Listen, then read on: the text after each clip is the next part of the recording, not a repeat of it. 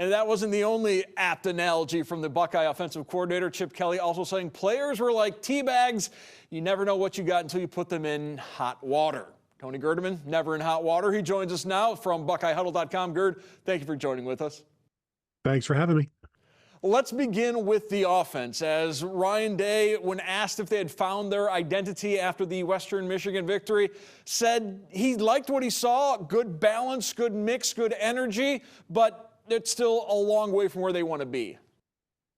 Yeah, and if you're as far as you're going to get after game two, then you're not going to get very far. So, they're still building, and we saw that from game one to game two, how some of the additions to the running game, and I think we'll continue to see that. And obviously, the passing game will continue to open up as Will Howard grows more and more comfortable, and his receivers grow more and more comfortable with him. And there's still room for Jeremiah Smith to grow as a first-year player. And then we saw the tight ends get involved in the game last or 2 weeks ago, and I'm sure they'll continue to get involved there. So there's still a lot of room to grow. And I think, as Chip Kelly also said, what they are right now doesn't necessarily matter in terms of what are they as a whole and what are they going to be, and who are they going up against later on down the road, what kind of injuries do you have. So it's like right now, or even at any point, you don't ever want to just be like, okay, we're the final version of ourselves, because you're always going to run into something new. Somebody's going to be missing a game, or you're going to be having to make some sort of an adjustment. So you have to be pretty malleable, and when you finally reach your final form, your malleability is kind of shot.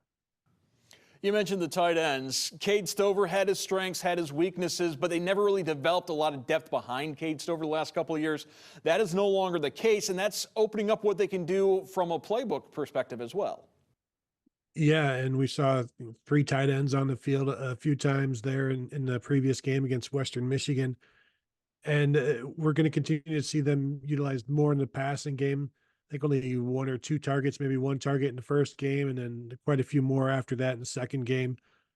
But, when you have 3 guys that are playing pretty much the same number of snaps, Jelani Thurman, G. Scott, and Will Kazmarek, I think 4 total snaps separate all 3 of those guys. So they're playing the same amount each guy.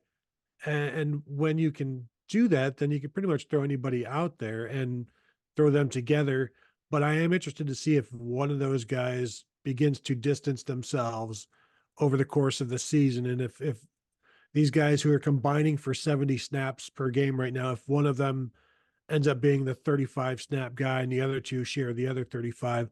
But, and then we're not even talking about Bennett Christian, who came in the fourth quarter and had the 55-yard catch and run. So they've got some depth there. Patrick Gerd, as we know, former walk-on, he's a valuable member there. So they've got 5 guys that they can put out there almost at any point, which, boy, when was the last time we said that about Ohio State tight ends? And when was the last time there was even an inkling of a need or a desire to do that? But, Chip Kelly's bringing some interesting things to Ohio State. Plenty of options for quarterback Will Howard to choose from. We heard a little bit more from Will Howard this week, and he admitted he is a film junkie. And, we had one Ohio State quarterback who took all of his classes virtually. Will Howard's in the classroom, but it sounds like he's not always paying attention in class. Yeah, he did say, don't tell the professors this, but there are times when he's in class, in some of the evening classes, where he's actually watching film, or watching film as well as taking care of what's in the classroom. But, the way I view it, you're in college to learn, right? Sometimes we talk about, well, what did you go to college to study for? It's like, well, I just want to learn about life. And this is what, he's learning about his football life, and he's gaining something from it, and he can take it from the classroom, whether it be the football classroom or the anthropology classroom, and put it out there in the field, which, hey, if it is anthropology, then that's exactly what you're supposed to do with it. So it is interesting that he is a film junkie, and he wants to obviously be better. And he talked about when you do study film and then you go out on the field for a game, and everything you're seeing, you've seen in practice, you've seen in the film study. And then he said it's a very reassuring feeling, but also because he's been a true freshman who was not prepared and was out there playing. And he said, I don't ever want to be in that position again. And he's taken that to heart and continued to build on the film study. And then you throw in these iPads after each series. And he said, I basically watched the entire game by the time he gets home from the game. He also admitted in high school he had access to iPads and was very useful as a high school player. And it was a little bit of a step back when he got to Kansas State, and they didn't have iPads on the sidelines. It's just been a new addition for college football this year, so it's something that the high school kids have gotten used to, and now everybody's using those on the highest level of college football as well. 2 games into this season, are we starting to see the Chip Kelly effect on this Ohio State offense? Yeah, I think so. And that's why I'm always interested to see what else gets added each week. Because Brian Day mentioned before the season that it takes time to establish the run. And Chip Kelly's a very patient person when it comes to establishing the run. And you saw that in the first half of the season opener. That continued into the second half. Things got better. And you saw that from game 1 to game 2, things got even better. And so you've got that. And then when you have an effective running game, then you also have the effective RPO game, the effective play action, where almost everything is based off of the run. And so if you're effective doing that, that opens up the play actions. The RPOs, it's a pretty quick run pass option. It's a pretty quick read. If Will Howard sees something that he likes, one particular key in the passing game, like perhaps a linebacker isn't shaded enough one way or a corner isn't attacking, he knows right away, I need to throw it right there or I need to hand it off. It's just a bang, bang, very quick read. So while the Chip Kelly scheme that we always talk about has all of these bells and whistles, it also is very quarterback friendly. And there are plays where it's just 1 or 2 reads and basically one read and give the ball to the running back, or one read and throw it. So there's some simplified aspects of it, but also you're asking the quarterback to make the correct decisions. And all of that film study, all of that work, all of that experience that Will Howard has, he's done a very good job in making the correct decisions. Ohio State getting good news coming off the improvement week. Donovan Jackson will be ready to start on the offensive line for the Buckeyes, as Ryan Day on the whole said they got what they wanted to get out of that week off. Yeah, you get a full week of Donovan Jackson last week getting ready, and then full week of game prep this week. They're planning on it for Donovan Jackson to get him ready. So they expect to just hit the ground running with a veteran offensive line now. And we talked to Chip Kelly and Ryan Day both about Seth McLaughlin at center. His ability to communicate has the offensive line has gotten better at communicating. And then you add Donovan Jackson into the mix, and now you've got those 2 senior leaders on the interior of the offensive line. They've missed Donovan Jackson, but they got some growth out of Austin Sierreveld, who will probably continue to play in some form or fashion.